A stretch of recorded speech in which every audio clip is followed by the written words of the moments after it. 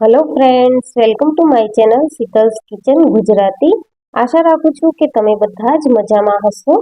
અને આજે હું તમારી સાથે ભરેલા ભીંડાની રેસીપી શેર કરવાની છું. જે ભીંડા હું ભર્યા વગર જ ભરેલા બનાવવાની છું. તો રેસીપી વિડીયો એન્ડ સુધી જરૂરથી જોજો.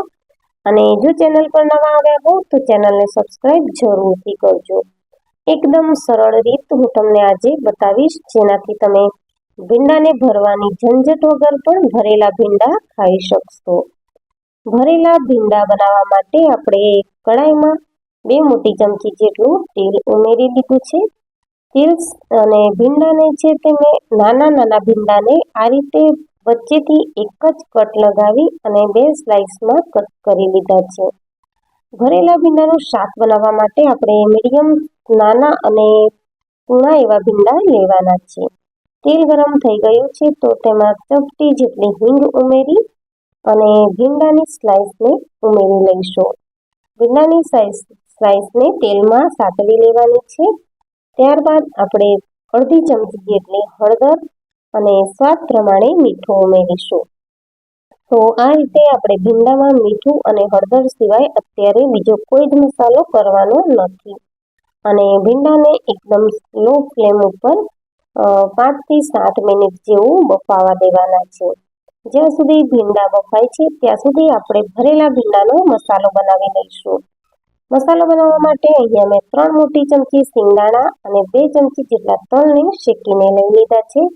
સાથે 2 કળી લસણ, 1 વાટકી જેટલું ચવાણું, 8 થી 10 મીઠા લીમડાના પાન, ગળપણ માટે અડધી ચમચી ખાંડ, ખટાશ માટે અડધી ચમચી આમચૂર પાવડર, 1 ચમચી ધાણા જીરું પાવડર અને હવે ઉમેરીશું આપણે કાશ્મીરી લાલ મરચું 1 ચમચી, જેનાથી કલર ખૂબ સારો આવશે. અને અડધી ચમચી આપણે ગરમ મસાલો ઉમેરીશું. જો મિત્રો આ સમયે તમારે ચવાણું ન લેવું હોય તો તમે ચણાનો શેકેલો લોટ પણ લઈ શકો છો. મિક્સરમાં મેં કરકરો મિક્સર દળી લીધું છે ભીંડા માટે. અને આ બાજુ ભીંડા પણ છે તે સારી રીતે બફાઈ ગયા છે. તો જરૂર પ્રમાણે આપણે મસાલો એડ કરીશું. મેં થોડો વધારે જ બનાવ્યો છે, તો હું અહીંયા 3 ચમચી જેટલો મસાલો ઉમેરી રહી છું. અને ત્યારબાદ આપણે શાકને સરસ મસાલા સાથે મિક્સ કરી લઈશું. એકદમ ઓછી મહેનતમાં આપણે ભરેલા ભીંડાનું આ શાક બનાવીને રેડી કર્યું છે.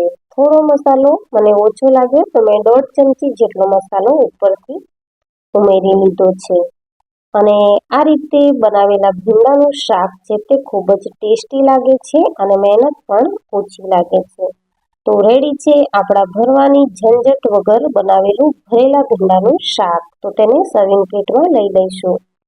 તો મિત્રો તમને મારી આ રેસીપી કેવી લાગી તે મને કમેન્ટ સેક્શનમાં જરૂરથી જણાવજો.